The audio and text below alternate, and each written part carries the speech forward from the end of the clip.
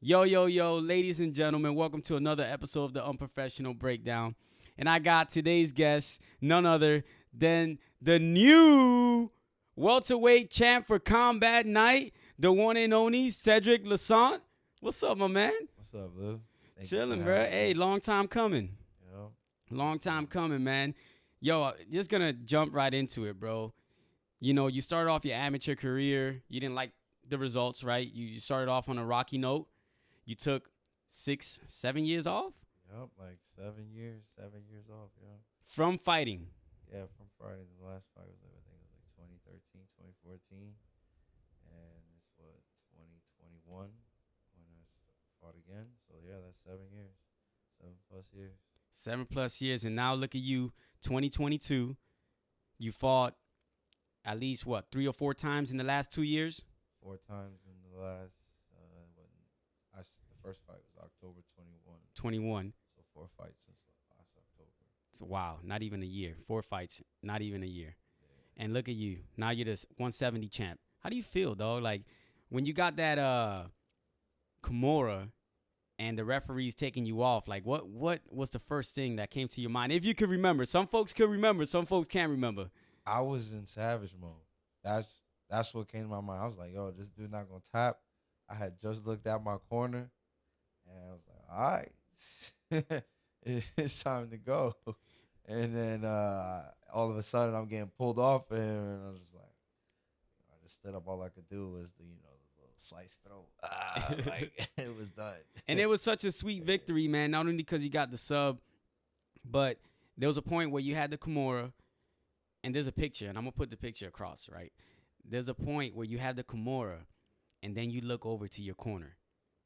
And it's like they gave you the thumbs up or the green light, and then you just yanked that motherfucker. You yanked it, and then, Yeah.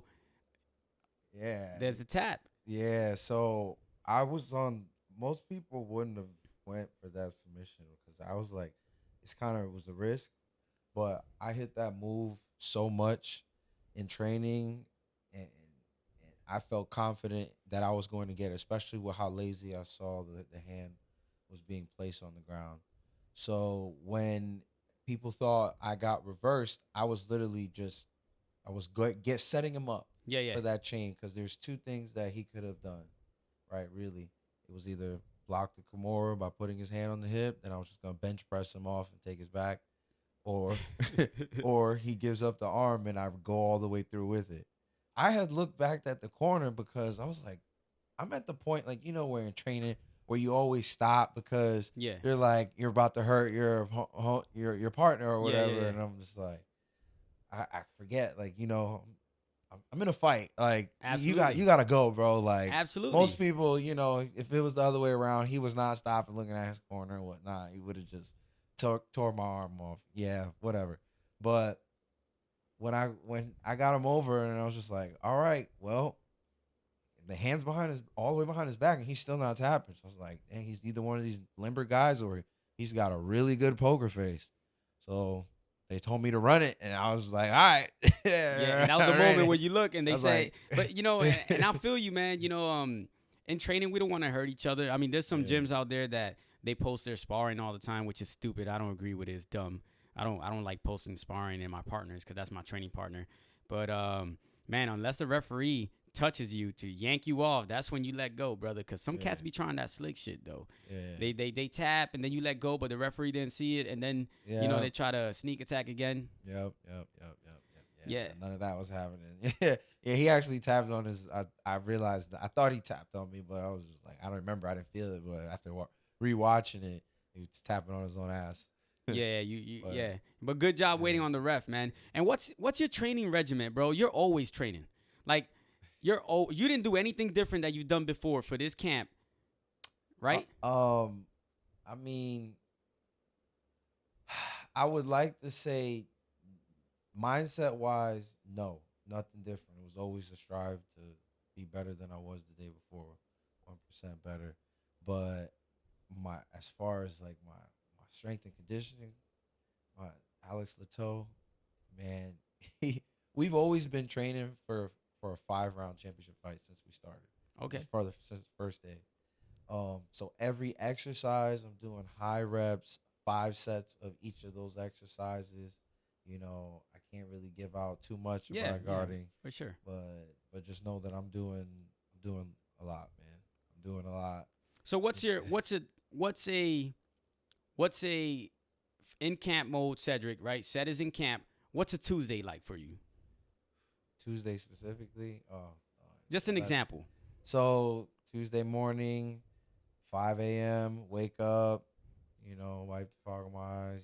Get ready to get out the door. Handle the personal stuff. Get over to the toes by 6 a.m. Work out there for about good 2 hours. Um, After that, try to get home before 9 a.m. I got to shower, get ready for work. Work the day, 9 to 5. In the middle of the day, doing yoga and whatnot, because the chairs, I work in the chair, inside or whatever. So it's horrible for your hamstrings and whatnot. Yep. Just constantly making me tight. So yoga throughout the day and stretching. After, from 6 to 9 p.m., training at the gym, where either at Fusion or at Dark Wolf, my main gym. So Tuesday specifically is the days that we like to get creative and hit pads with Christian and whatnot. So that's pretty much one of my days in a nutshell. Besides, get home, handle all the family stuff, So I'm barely sleeping, man. And it's a lot of people always tell me it's bad, but with the way my life is right now, like I got no choice. So, I'm doing the best I can with the cards I've been dealt. One day I'll be able to fully dedicate my time to fighting, but as of right now, fighting has just been something my dream that I've been pursuing on the side. But I've been treating it like a full-time job, just, on the odd hours. And I mean, you're doing a good job at it. Looking at your social media, like you're always training. That's why I ask, like, man, what's your regimen? Because I never be like, yo, Seth, what the fuck, bro? Like, what is your regimen? Like, you're always doing something. You know what I'm saying? It's but crazy because my Alex, the total my strength control coordinator, is always like, why you gotta live your fucking life on Instagram? Excuse my language. No, you good. We speak French here. It's the Unprofessional Breakdown, baby. Oui. But he's just like, I'm like, bro, how do you expect me to keep in tune with the people? Yeah. Like, they want to see this. Like, you got to keep the engagement. He don't like all that. He don't want to be on social media. And and that's cool, man. And props to him. There's a lot of people that they beg praises and shit like that. And, he wants to be low key. On the other aspect of it, social media is what generates buzz. Sometimes people do silly, like really outrageous stuff, and sometimes people do cool stuff. Like you post a lot of, some little snippets, not a lot, but snippets of what you're doing throughout the day, and I love seeing that. I'm always being goofing with my coworkers, dancing and stuff like that. Some people dig it, some people don't. I really don't care, but social media is what have people want to buy tickets to come see us fight, to come see you win that championship belt, because you roll deep. Yeah. You roll deep. You got VIP tables and everything. Yes, you know what I'm saying? So it's like a hit or miss. Like people use social media for silly stuff and it gets a buzz, but like there's hard-working guys like you that are using social media the right way. But I you can't put all your secrets out there, but little snippets here and there, give them a little like, what's he up to? Because sometimes your opponents will be watching. Yeah, you and the close friends. Okay, bet. Yeah. But sometimes you know how it is, social media, man. Some people be watching and like, I don't care what my opponent does. I just want to outwork him. But me neither. I ain't look up my opponent not one time. Like tough guy though. Like, shout out to him. I watched a couple fights, but I didn't study him. I just seen how he was. Just got a sense for his style. But my coordinator, you know what my strength and conditioning coordinator does? Tell me. This motherfucker. He be like, yo, so Brian finna knock your ass out. Like, you know what I'm saying? Like, he's just talking shit. He just straight up like he's talking shit as if he was my opponent. Yeah. I just say he's playing all the mind games on me now. Like while I'm dying in the gym or freaking busting my ass. Hey. And motivating me. Like, and he says it at the right moments too. At the moments, he says things that are very provocative. Literally when I'm like, all right, man, damn it, I'm dying. Like, this is crazy. This is crazy, my earth. Then he say some slick shit, and I'm like, oh, fuck that. That's good. That's a good motivator. And shout out to Brian Top, man. Brian yeah. Top is a credible opponent, a real tough guy. I'm looking forward to seeing him bounce back. I hit him up. You know, he's good. You know, his arm is good. You know, he's just gonna. Most definitely. Yeah. I was glad he was all right and that he was able to tap before him. We got to talk in the cage and afterwards. You know, he was respectful from beginning to end. So yeah, hats off to him. Bro. Awesome, man. And you know, I love it, man. And one thing that popped in my head, hey, Combat Night. Maybe Sedrick wants to test the waters at 165. Hey. Actually, the first fight that I did back was at 165. Was it really at 165? Yeah, at 165. Oh, we need that division, man. How you felt at 165? You look great, though, by the way. I felt amazing, and I felt great. You know, that was all diet, no sauna at all. Perfect. You know, I was in... Man, you see it, man. I honestly, everybody tells me, man, I was looking. Everybody thinks I'm juicing, but no. You I'm always definitely not. Since I've known you, and I met you. You had to remind me. I met you 8, 9 years ago. Back in the toughest nail days. Yeah, you know, you've always looked like you were molded out of clay. You know what I'm saying? So you've always been in shape. But if 165 division kicks off, is that something you'd be comfortable as a professional as well? Oh yeah. So we need to. Oh yeah. Yeah, Combat Night. You need a 165 division and champ, man. Come on, we could do it. We could do it. Oh yeah, thanks for that plug. I appreciate that. Hey man, save your boy a few pounds. Hey, a lot of people, man. You know what I'm saying? And I think it'll be fun. It's a fun division, and then it opens up another because at 155, even at Combat Night, 155 is stacked. A lot of killers there, and then if you go down to 155, another killer. You know what I'm saying? So it's a real fun division to be in general.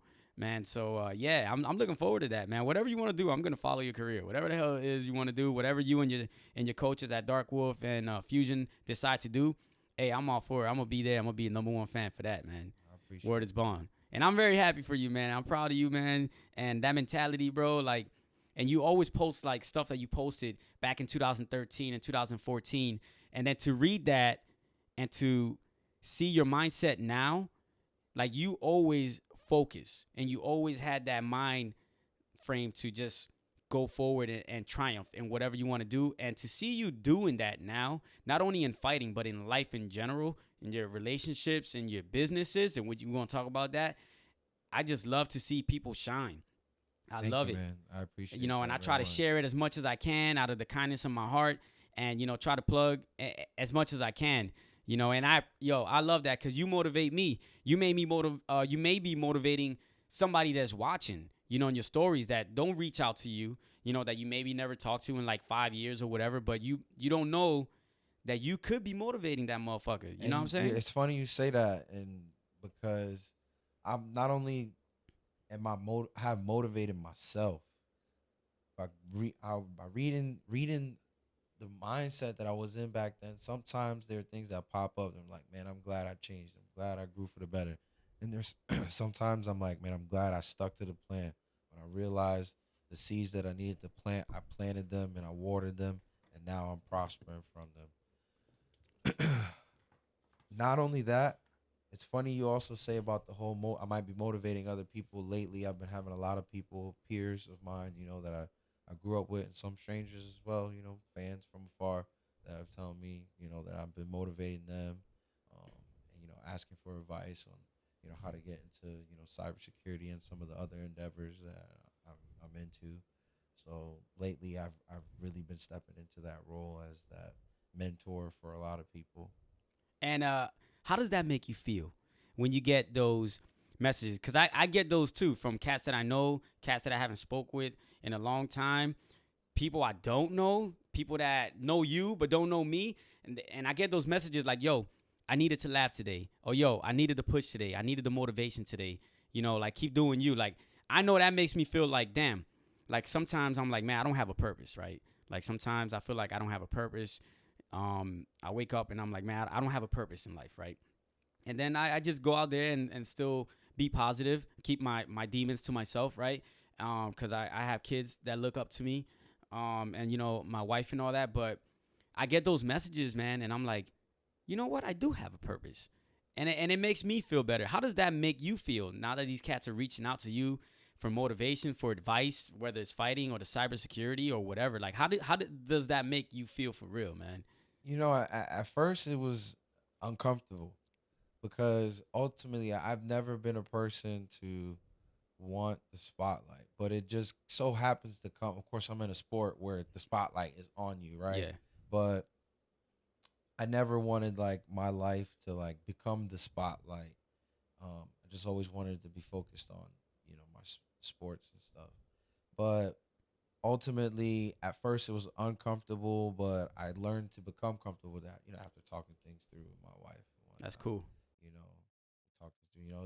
This is a part of the game, like so being able to be that mentor and being able to motivate people and being an idol for younger people to look up to.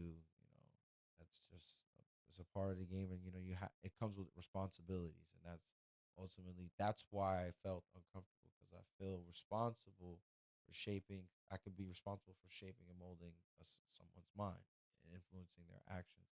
So that's why I'm very careful with the things that I post and share. Yeah. And I feel you. We kind of become adults. You know what I mean? Because I look back at the stuff I used to share, and I don't care. Not I don't care. What, yo? I don't care these days. But back in the day, I really didn't care. This is a different day and age now. Yeah. There's some things that pop up where I'm like, oh snap, let me delete. Like this got to go. Yeah, this, yeah. this can't stay on these servers. This been on too long.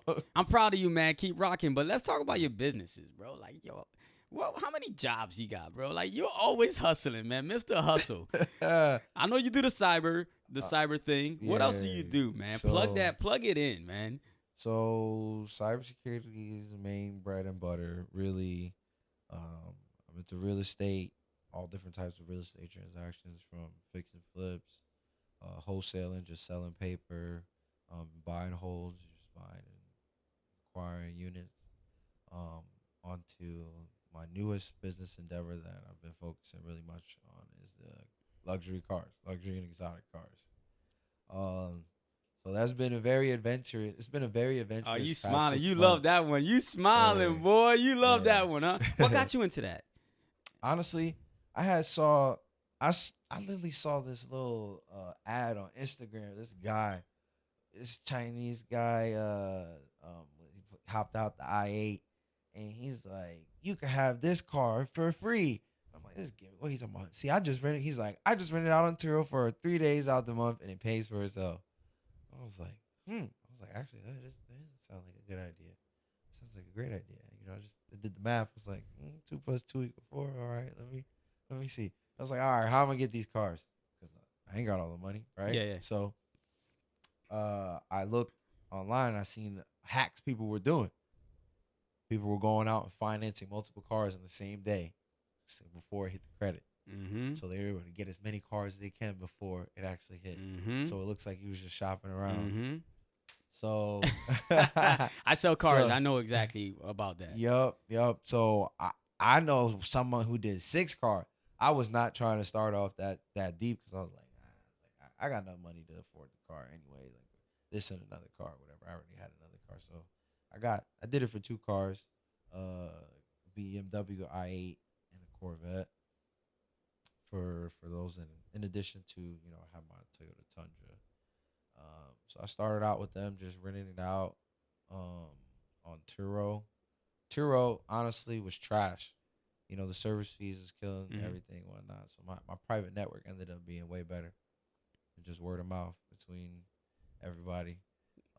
So it took off from there. I was able to acquire a couple more vehicles. I was able to acquire like 4 more vehicles over the next 3 months. I started this in January, at the end of January. This is what we're in July now, and currently right now in the inventory we've got more than 7 vehicles. Sheesh. All What's that new one you got though? uh, What's that new one you got? which new one?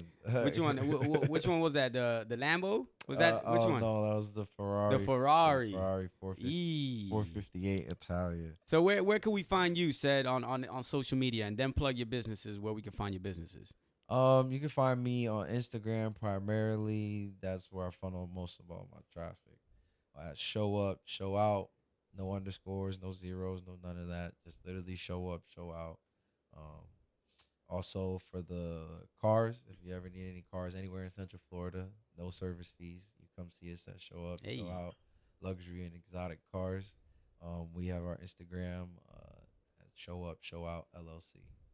I dig it, and I'll put it across the screen. And you want to give a shout out to anybody, man, in particular this last camp? You know, Dark Wolf MMA, Fusion. You go. You give your shout outs, man. They deserve it. Yeah, most definitely. So first and foremost, I gotta give a shout out to my wife, Louisa, because my whole system would fall apart without her. Straight up, like I would not be able to do and manage everything I got going on without her.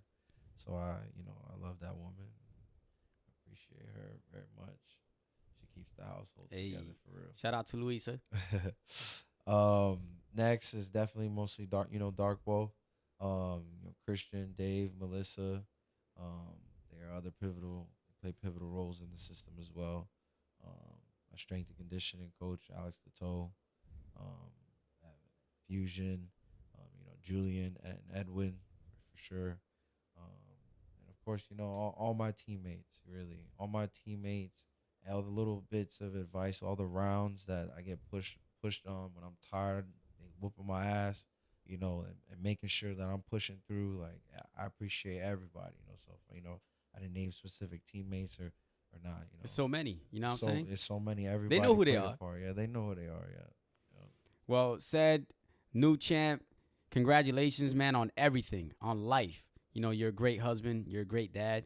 You're a great businessman. You're a great fighter. You're a great friend. Man, continue being you. Continue being positive. Keep doing your thing, brother. Thanks for taking the time out and talking to me. Thank you, man. Little old me. And there you go, y'all. Hope y'all enjoy. My man Sedric Louissaint, 170 Combat Night champion. Thank you very much. Thank you, man. I appreciate you having me, man. Yes, sir. Thank you. Sir.